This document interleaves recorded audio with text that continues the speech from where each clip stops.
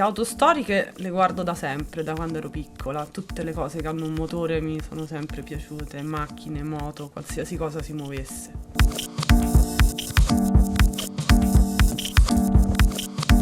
Prima mettevo le mani sul motorino, poi sulle moto. Comunque il motore è una cosa che mi piace. E l'auto d'epoca è il top, perché l'auto d'epoca è comprensibile. Premi l'acceleratore, si tira un cavo, apre il carburatore, cioè sono movimenti fisici che tu puoi riconoscere, riesci a vedere tutto. Stiamo parlando di macchine degli anni 30, già negli anni 60-70 le cose cambiano e questo è il motivo per cui io sono amante del più sono vecchie, più sono belle. L'approccio, da una specie di chimera inarrivabile ho scoperto che con sangue, sudore e lacrime si arriva dappertutto, anche dove non pensavi, ed è una passione che comunque ti lascia qualcosa.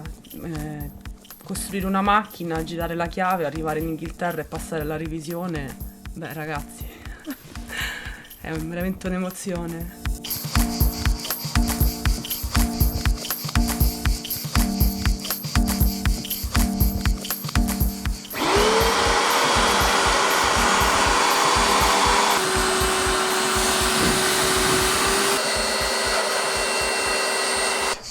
Se mi separerò da questa macchina? Dipende, per una vintage 4,5 forse sì. Bisogna sempre migliorare.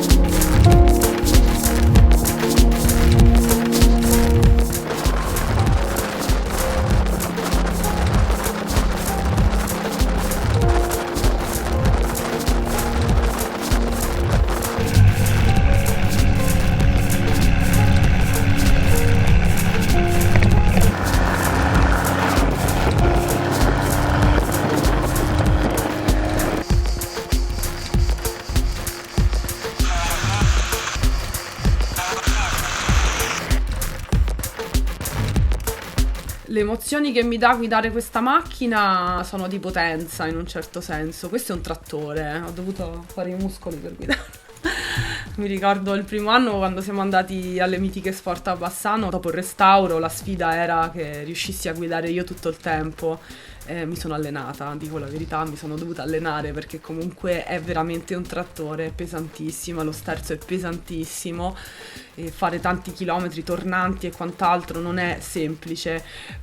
Però dall'altra parte se ti senti forte, ti senti solido. Ho conosciuto il mio lui a un raduno di auto d'epoca per caso, dove ero per caso, e poi proprio questo fatto della passione per le macchine ci ha avvicinato e poi piano piano è nato quello che è nato.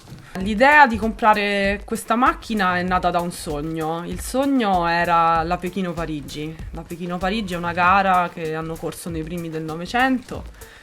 E questa gara viene rifatta, quindi abbiamo iniziato a cercare una macchina adeguata perché è una gara che attraversa il deserto della Mongolia, buche, dossi, insomma non è una cosa semplice.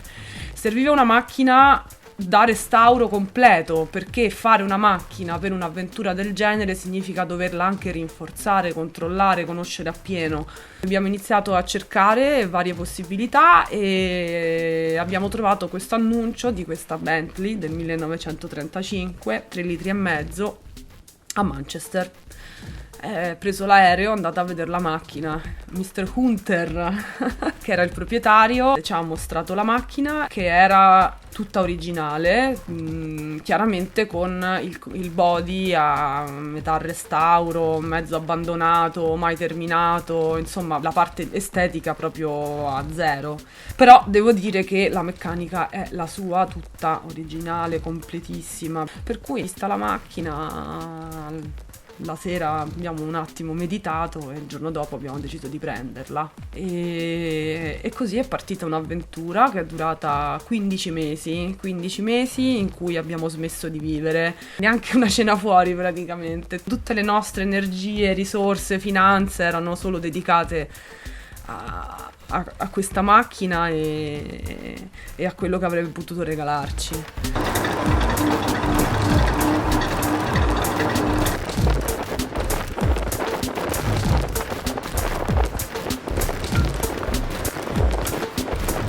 La cosa più emozionante è andare in giro e quando la macchina si rompe, cosa che succede sempre, riuscire a capire che cos'è.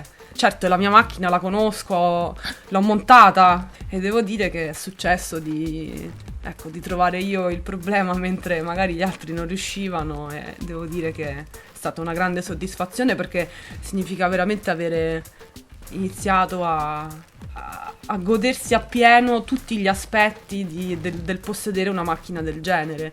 La cosa più divertente di questa macchina è che è targata Reggiseno. In inglese bra vuol dire Reggiseno. Ovviamente questa è la targa originale della vettura, è nata con questa macchina nel 1935. Quando siamo andati in Inghilterra ancora ricordo le risate di tutti i doganieri alla discesa dal traghetto, che non potevano crederci. Senti, c'è un episodio in cui hai sfatato il mito della donna al volante a pericolo costante? Ma io, a parte il fatto che non so parcheggiare, guido benissimo. Basta avere dei grandi parcheggi. D'altra parte sono una donna e qualcosa lo devo pure non saper fare, no?